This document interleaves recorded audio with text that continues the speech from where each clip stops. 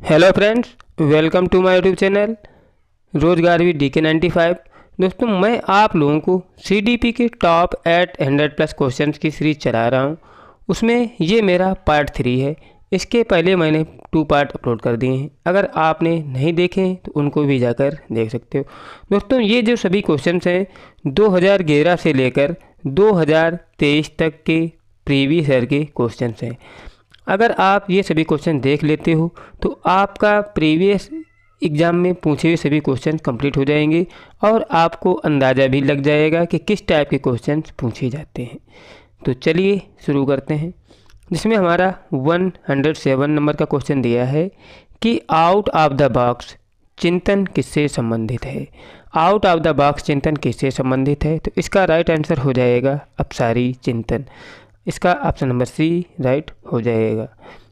इसके बाद हमारा अगला क्वेश्चन दिया है क्वेश्चन नंबर 8 कि वंचित समूह के विद्यार्थियों को सामान्य विद्यार्थियों के साथ साथ पढ़ना चाहिए।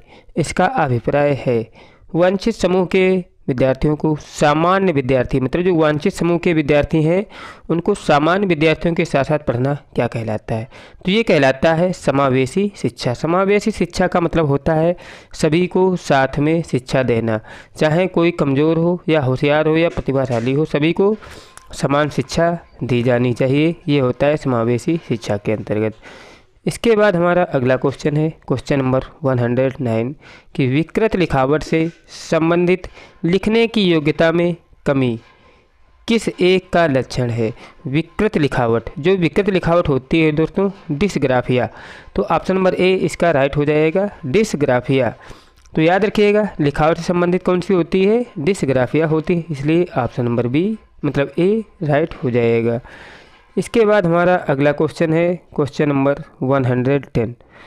110 है कि विद्यार्थियों को सबसे कम प्रतिबंध विद्यालय वातावरण में रखने के माध्यम से विद्यालय में क्या होना चाहिए। शिक्षार्थियों को सबसे कम प्रतिबंध विद्यालय वातावरण में रखने के क्या है, वातावरण में रखने के माध्यम से विद्यालय, तो आगे इसमें क्या सही हो जाएगा याद रखिएगा। इसका है कि माध्यम से दूसरे बच्चों को संवेदनशील बनाता है कि वह लाभान्वित बच्चों को दबाएं नहीं और उन्हें निशाना दिखाएं। निशाना मतलब क्या होता है दोस्तों, लक्ष्य, और उनको लक्ष्य की ओर क्या करें, दिखाएं। तो ये होता है दोस्तों एक विद्यालय में दूसरे बच्चों के साथ में रखने का उद्देश्य होता है। अगला क्वेश्चन है हमारा कि एकाग्रता समय के साथ मेल बैठाने के लिए एक दत्त कार्य को पूरा करने के लिए आवंटित समय को घटाना और चरणबद्ध तरीके से इस एकाग्रता समय को बढ़ाना निम्नलिखित में से किस प्रकार के निपटने को सर्वाधिक उपयोगी है। किस प्रकार के निपटने के लिए सर्वाधिक उपयोगी है, तो याद रखिएगा इसके लिए ऑप्शन नंबर डी राइट हो जाएगा। एकाग्रता ह्रास अक्रियाशील विकास जो होता है ये इसी के अंतर्गत आता है कि एकाग्रता समय के साथ मेल बैठाने के लिए एक दत्त कार्य को पूरा करने के लिए आवंटित समय को घटाना और चरणबद्ध तरीके से इस एकाग्रता समय को बढ़ाना, ये किसके अंतर्गत आता है, ये आता है एकाग्रता ह्रास अक्रियाशील विकास के अंतर्गत। इसके बाद हमारा अगला क्वेश्चन है क्वेश्चन नंबर 112। ये क्वेश्चन है कि निम्नलिखित में से कौन सा उपागम अशांतकारी व्यवहार संबंधी विकार बाल बच्चों के साथ व्यवहार करने के लिए बच्चों को उसके आसपास के लोगों और सामाजिक संस्थाओं के साथ अंतःक्रिया करने का सुझाव देता है। तो दोस्तों ये कौन सा सुझाव है, तो ये होता है पर्यावरणीय। तो दोस्तों याद रखिएगा ये क्या होता है, एक अशांतकारी व्यवहार संबंधी विकार वाले बच्चों के साथ व्यवहार करने के लिए बच्चों को उसके आसपास के लोगों और सामाजिक संस्थाओं के साथ अंतःक्रिया करने का सुझाव देता है। तो ये कौन सा है दोस्तों, ये पर्यावरणीय है, जो क्या करता है कि बच्चों को आसपास के लोगों और सामाजिक संस्थाओं के साथ अंतःक्रिया करने का सुझाव देता है। ये सभी दोस्तों क्या आता है, चाहे आसपास के लोग हों या सामाजिक संस्थाएं, ये क्या होती हैं, आसपास के पर्यावरण से ही संबंधित होती हैं। इसके बाद हमारा अगला क्वेश्चन है कि रेणु जूली प्रतिभाशाली की अपनी डैश परिभाषा के लिए जाने जाते हैं। रेन जूली है दोस्तों, यहाँ पे रेन जूली प्रतिभाशाली की अपनी डैश परिभाषा के लिए जानी जाती है। तो रेन जूली किसके लिए जानी जाती हैं, तो याद रखिएगा ये जानी जाती हैं त्रिवृत्तीय परिभाषा के लिए। इसके लिए ऑप्शन नंबर सी राइट हो जाएगा। इसके बाद हमारा अगला क्वेश्चन है क्वेश्चन नंबर 114 कि प्रतिभाशाली विद्यार्थियों के लिए क्या होता है। प्रतिभाशाली विद्यार्थियों के लिए डैश क्या होता है, तो इसके लिए ऑप्शन नंबर सी राइट हो जाएगा। शिक्षक को अनुकूल करना चाहिए कि जैसे शिक्षार्थियों में बदलाव आता है। तो प्रतिभाशाली विद्यार्थियों के लिए क्या करना चाहिए, शिक्षक को उसी के अनुकूल करना चाहिए जैसे शिक्षार्थी में क्या होने बदलाव आता है। मतलब जैसे वो सीखने की कोशिश करता है उसे उसी के अनुरूप क्या करना चाहिए, शिक्षा दी जानी चाहिए। ये होता है प्रतिभाशाली बालक। मतलब कोई आगे बढ़ने की कोशिश कर रहा है तो उसका सहयोग करना चाहिए और उसी दिशा में उसका सहयोग करना चाहिए। अगला क्वेश्चन है कि इनमें से कौन सा अधिगम अशक्त वाले बच्चों की एक विशेषता है। इनमें से कौन सा अधिगम जो है अशक्त वाले बच्चों की एक विशेषता है, तो इसके लिए क्या हो जाएगा, ऑप्शन नंबर बी राइट हो जाएगा। धारा प्रवाह रूप से बढ़ने तथा शब्दों पर पलट कर जाने में कठिनाई। ये क्या होता है दोस्तों, अधिगम अशक्त वाले बच्चों की एक विशेषता है। क्या होता है कि धारा प्रवाह में बढ़ने तथा शब्दों पर पलट जाने में क्या होती है, इनको कठिनाई होती है। मतलब क्या होता है, जो बोलने में अक्षम होते हैं उनके साथ ऐसा होता है कि धारा प्रवाह रूप में बढ़ने तथा क्या होता है शब्दों पर पलट जाने में उन्हें कठिनाई होती है। इसके बाद अगला क्वेश्चन है क्वेश्चन नंबर 116 कि एक अध्यापिका समाज के वंचित वर्गों से लाए बच्चों की आवश्यकताओं के प्रति प्रतिभाशाली तरीके से प्रतिक्रिया निम्नलिखित द्वारा करती है। तो एक अध्यापिका समाज के वंचित वर्गों से लाए बच्चों की आवश्यकताओं के प्रति प्रतिभाशाली तरीके से प्रतिक्रिया निम्नलिखित द्वारा कर सकती है। तो ये किसके द्वारा कर सकती है, तो ये ऑप्शन नंबर सी राइट हो जाएगा कि विद्यालय व्यवस्था तथा स्वयं के उन तौर तरीकों के बारे में विचार करना जिनसे पक्षपात एवं जोड़ी बताएं क्या होती झलकती है। तो क्या होता है कि विद्यालय व्यवस्था तथा उनके स्वयं उनके तौर तरीकों के बारे में विचार करना होता है। आप क्या होता है क्वेश्चन, वंचित वर्ग से आए विद्यार्थियों के बच्चों के लिए ये नियम बनाना चाहिए। अगला क्वेश्चन है कि समावेशी शिक्षा के पीछे मूल आधार क्या है। समावेशी शिक्षा मतलब सबके लिए समान शिक्षा, इसका समाज के पीछे क्या मूल आधार है, तो ऑप्शन नंबर ए राइट हो जाएगा। समाज में विभिन्नता है और विद्यालयों को उनकी विभिन्नता के प्रति संवेदनशील होने के लिए क्या होना चाहिए, समावेशी होने की आवश्यकता है। मतलब समावेशी शिक्षा में होता है सबको समान शिक्षा दी जाती है और किसी के साथ कोई भेदभाव नहीं किया जाता है और इससे जो होता है बच्चे के अंदर किसी प्रकार की हीन भावना उत्पन्न नहीं होती है। अगला क्वेश्चन है कि पाठ्य चर्चा ऐसी हो जो पाठ्य पुस्तक के ज्ञान को पुनः प्रस्तुत करने के स्थान पर बच्चों को अपनी आवाज़ पाने का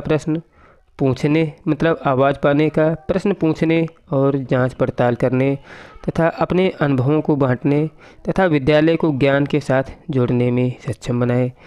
राष्ट्रीय पाठचर्या की रूपरेखा 2005 पृष्ठ 13 पर पृष्ठभूमि में एक शिक्षक की प्राथमिक भूमिका क्या होनी चाहिए। तो क्या भूमिका होनी चाहिए बच्चे की, तो इसके लिए क्या हो जाएगा, ऑप्शन नंबर डी राइट हो जाएगा।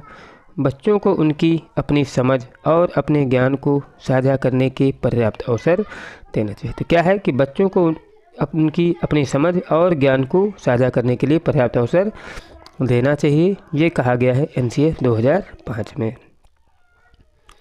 अगला क्वेश्चन है कि अधिगम अशक्तता वाले बच्चों के साथ क्या मतलब क्वेश्चन दिया है, इसके आगे क्या होगा कि अधिगम अशक्तता वाले क्या होना चाहिए, बच्चों को समान दिखाई देने वाले अक्षरों और वर्णों में भ्रम होता है। अधिगम अशक्तता वाले बच्चों में क्या होता है कि बच्चों को समान दिखाई देने वाले अक्षरों और वर्णों में भी क्या होता है, भ्रम होता है। जैसे छोटा आ लिखा है तो जिसको कम दिखता है तो उसको देखने में दिक्कत आती है, जबकि सबको समान रूप से दिखाई दे रहा है। अगला है कि एक समावेशी कक्षा में किसी शिक्षिका की सबसे महत्वपूर्ण भूमिका क्या है। एक समावेशी कक्षा में शिक्षिका की सबसे महत्वपूर्ण भूमिका क्या है, तो आप लोग इसको देखते ही बता सकते हो कि यह सुनिश्चित करना कि शिक्षिका कक्षा को क्या कर रही है, मानक निर्देश दे रही है। यह सुनिश्चित करना कि शिक्षिका कक्षा को मानक निर्देश दे रही है। इसके बाद हमारा अगला क्वेश्चन है 1121। तो क्या है कि निम्नलिखित में से कौन से भूलने का कारण नहीं है। तो निम्नलिखित में कौन सा भूलने का कारण नहीं है, तो ऑप्शन नंबर डी राइट हो जाएगा, शिक्षक की योग्यता जो भूलने का कारण नहीं है।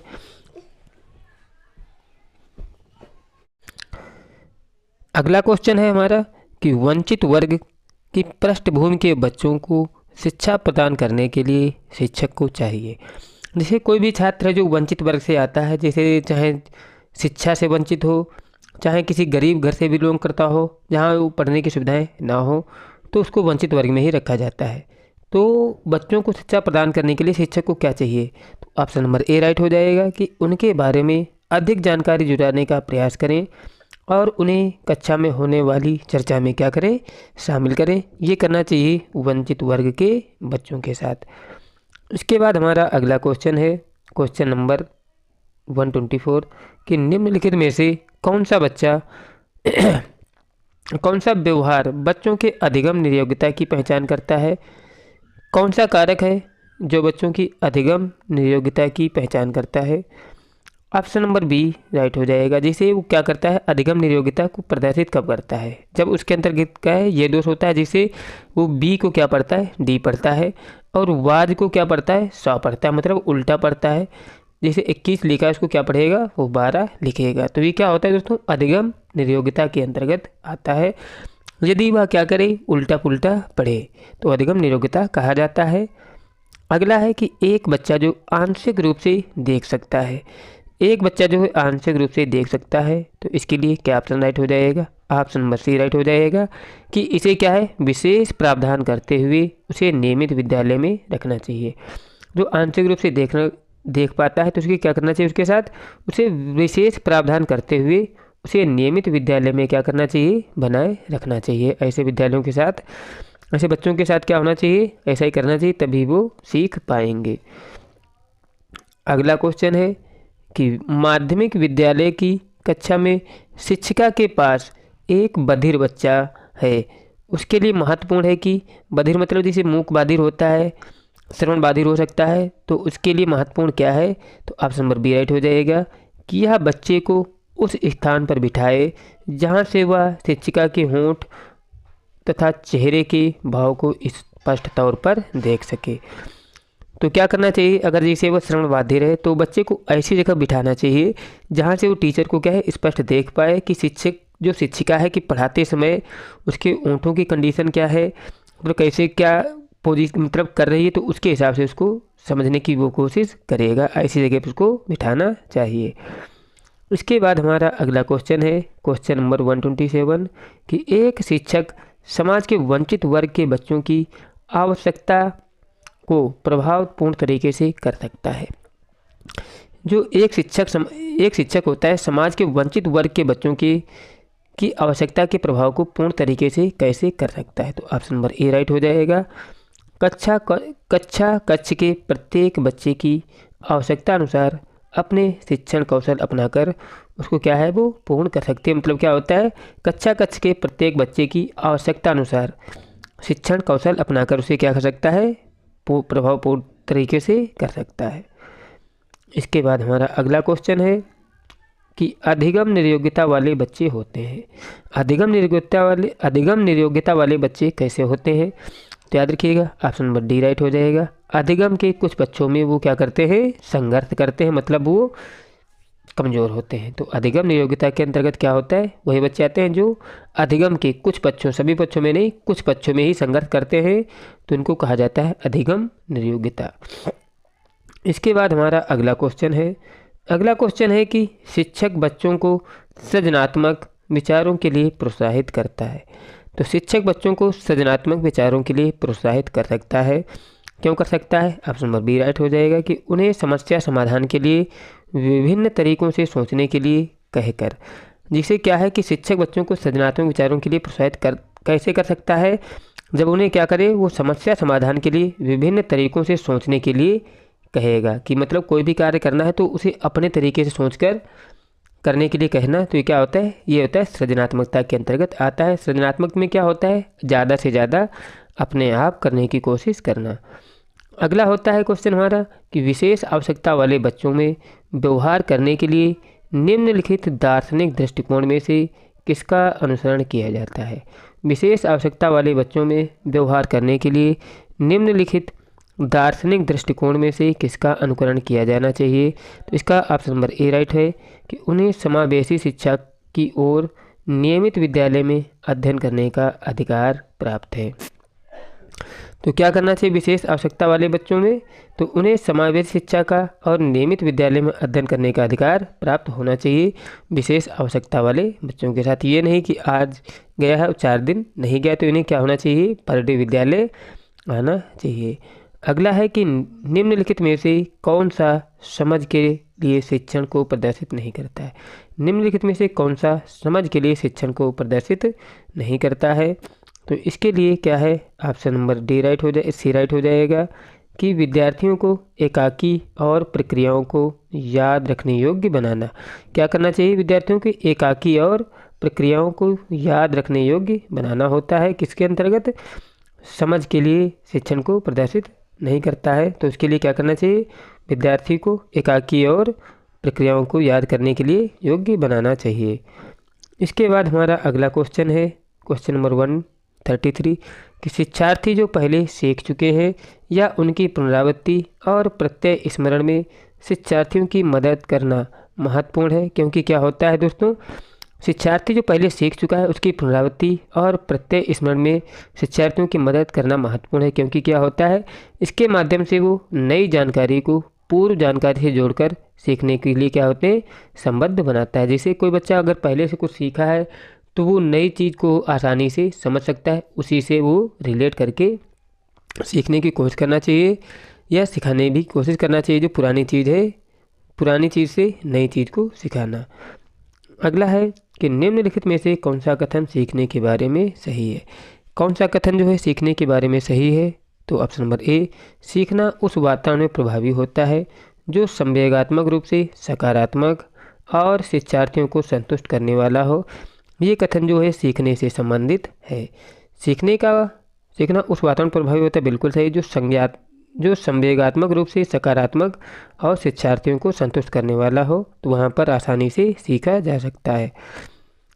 अगला क्वेश्चन है कि एक बच्चा अतीत की समान परिस्थितियों में की गई अनुक्रियाओं के आधार पर नई स्थिति के प्रति अनुक्रिया करता है। यह कथन संबंधित है।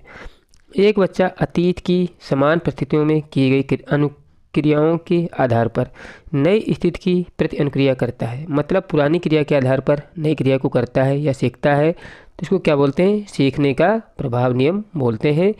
इसमें क्या होता है, सीखने के प्रभाव नियम में पुराने मतलब अतीत में समान परिस्थितियों में की गई अनुक्रियाओं के आधार पर नई स्थिति के अनुसार प्रति अनुक्रिया करता है। तो यह संबंधित होता है दोस्तों किससे, सीखने का प्रभाव नियम से। मतलब जो पुराना सीखा है उसका नए सीखने पर क्या होता है, प्रभाव पड़ता है।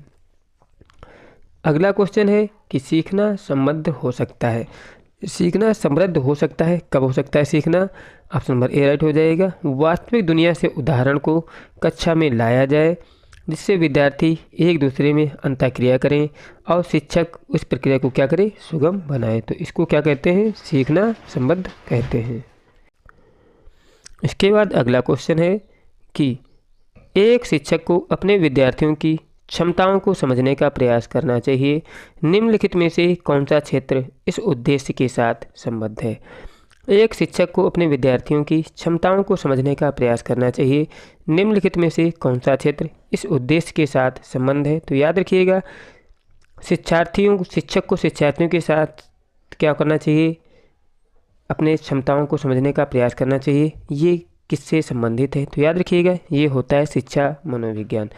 शिक्षक को यदि शिक्षा मनोविज्ञान का ज्ञान नहीं है तो जो होता है बच्चों के साथ सामंजस्य को नहीं बिठा सकता है।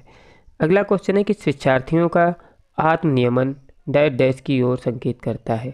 शिक्षार्थियों का आत्मनियमन की ओर संकेत करता है, किसकी ओर ये संकेत करता है, ऑप्शन नंबर डी राइट हो जाएगा।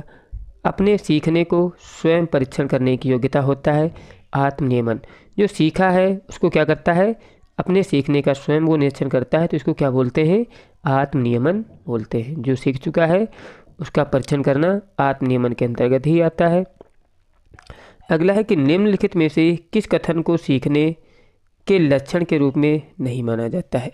किस कथन को सीखने के लक्षण के रूप में नहीं माना जाता है? तो ऑप्शन नंबर बी राइट हो जाएगा, व्यवहार का अध्ययन। व्यवहार का अध्ययन जो होता है इसको सीखने के लक्षण के रूप में नहीं जाना जाता है। ऑप्शन नंबर बी राइट हो जाएगा। इसके बाद हमारा अगला क्वेश्चन है, सिद्धांत के रूप में रचनावाद। सिद्धांत के रूप में रचनावाद क्या है? तो याद रखिएगा, ये होता है दुनिया के बारे में अपने दृष्टिकोण निर्मित करने की शिक्षार्थियों की भूमिका पर बल देता है।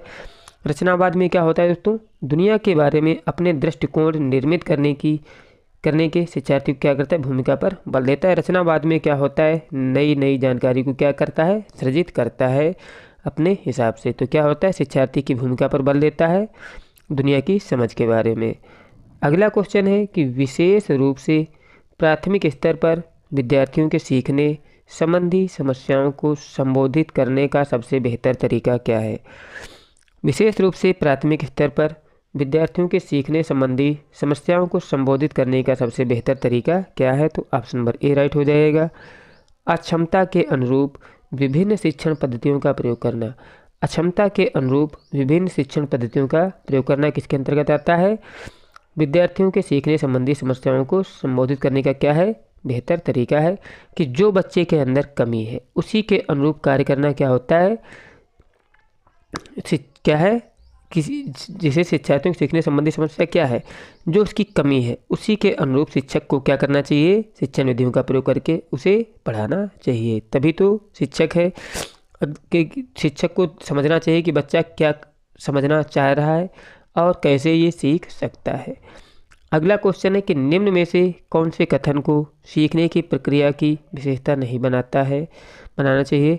कौन से कथन को सीखने की प्रक्रिया की विशेषता नहीं बनानी चाहिए? तो ऑप्शन नंबर ए राइट हो जाएगा कि शैक्षिक संस्थान को ही एकमात्र स्थान है जहां अधिगम प्राप्त होता है। तो ये दोस्तों कथन गलत है। सीखना जो होती है क्या होती है? एक व्यापक प्रक्रिया होती है। सीखना लक्ष्यमुखी होता है, अधिगम भी सीखने की प्रक्रिया होता है। केवल शैक्षिक संस्थान ही सीखने का एक मात्र स्रोत नहीं होता है और वो समाज से भी बहुत कुछ सीखता है, अपने दोस्तों से भी सीखता है, घर परिवार से भी सीखता है। ऐसा नहीं कि केवल विद्यालय से ही सीखता है। अगला क्वेश्चन है, सीखने के अंतर्दृष्टि सिद्धांत को निम्नलिखित में से किसने बढ़ावा दिया? सीखने के अंतर्दृष्टि के सिद्धांत को किसने बढ़ावा दिया? गोष्ठ। तो ऑप्शन नंबर ए राइट हो जाएगा। अंतर्दृष्टि का सिद्धांत जो दिया है दोस्तों गेस्टाल्टवादी सिद्धांत है। इसके अंदर कोहफा, कोहलर और वर्दीमर आते हैं। 3 कोहफा, कोहलर और क्या आते हैं? वर्दीमर आते हैं। तो याद रखिएगा, सीखने का अंतर्दृष्टि संबंध दोस्तों कैसा है? गेस्टाल्टवादी सिद्धांत है। इसके बाद अगला क्वेश्चन है कि अधिगम के प्रक्रम में अभिप्रेरणा है। अधिगम के प्रक्रम में अभिप्रेरणा क्या है? तो दोस्तों याद रखिएगा, ऑप्शन नंबर डी राइट हो जाएगा। नए सीखने वालों में अधिगम के लिए रुचियों का सृजन करता है। अधिगम के प्रक्रम में अभिप्रेरणा क्या है दोस्तों? सीखने वालों में अधिगम के लिए नई रुचि का क्या होता है? सृजन करता है अभिप्रेरणा। ऑप्शन नंबर डी राइट हो जाएगा। अगला क्वेश्चन है कि बचपन में सांप्रदायिक दृष्टिकोण की मान्यता है कि बचपन में सांप्रदायिक दृष्टिकोण की मान्यता क्या है? तो ऑप्शन नंबर डी राइट हो जाएगा। बचपन वृद्धि एवं परिवर्तन की एक अनूठी अवधि है। बचपन में सांप्रदायिक दृष्टिकोण की मान्यता क्या है? तो बचपन वृद्धि एवं परिवर्तन क्या है दोस्तों? एक अनूठी अवधि है। इसके लिए ऑप्शन नंबर डी राइट हो जाएगा। अगला क्वेश्चन है कि अल्पवयस्क बच्चों के अधिगम प्रक्रम में अभिभावकों की भूमिका होनी चाहिए। अल्पवयस्क बच्चों के अधिगम प्रक्रम में अभिभावकों की भूमिका कैसी होनी चाहिए दोस्तों? अग्र सक्रिय होना चाहिए। अगर जो है अभिभावक अग्र सक्रिय नहीं होंगे तो क्या है? बच्चा पढ़ नहीं सकता है, क्योंकि बच्चे को क्या है? वो तो ना समझ होता है, उसको जो सही लगेगा वो अपने आप सही या गलत का निर्णय नहीं ले सकता है। इसके लिए क्या है? गार्जियन को सक्रिय भूमिका निभाना चाहिए। अगला क्वेश्चन है कि बच्चा किस प्रकार सीखता है? तो बच्चा दोस्तों पुस्तकें पढ़कर, परिचर्चा द्वारा या प्रश्न पूछकर। तो याद रखिएगा, जो बच्चा होता है वो कई प्रकार से सीख सकता है। ऑप्शन नंबर डी राइट हो जाएगा। अगला क्वेश्चन है कि निम्न में से कौन सा एक अच्छा अध्यापक है? तो सबसे अच्छा अध्यापक कौन सा होगा? तो याद रखिएगा, ऑप्शन नंबर सी राइट है।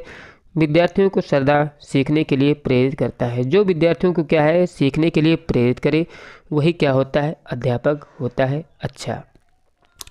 और अगला क्वेश्चन है कि एक अध्यापक की दृष्टि में कौन सा कथन सर्वोत्तम है। तो एक अध्यापक की दृष्टि में जो होता है कौन सा कथन सर्वोत्तम होता है, तो याद रखिएगा, किसी बच्चे को कमज़ोर नहीं आंकना चाहिए। तो ऑप्शन नंबर ए कि मतलब प्रत्येक बच्चा सीखना, मतलब प्रत्येक बच्चा क्या कर सकता है, सीख सकता है। ये एक अच्छे अध्यापक का क्या होता है, दृष्टिकोण होना चाहिए। और हमारा लास्ट क्वेश्चन है कि सीखने की प्रक्रिया में विद्यार्थियों द्वारा की गई त्रुटियों के संबंध में आपकी दृष्टि में कौन सा कथन सर्वोत्तम है।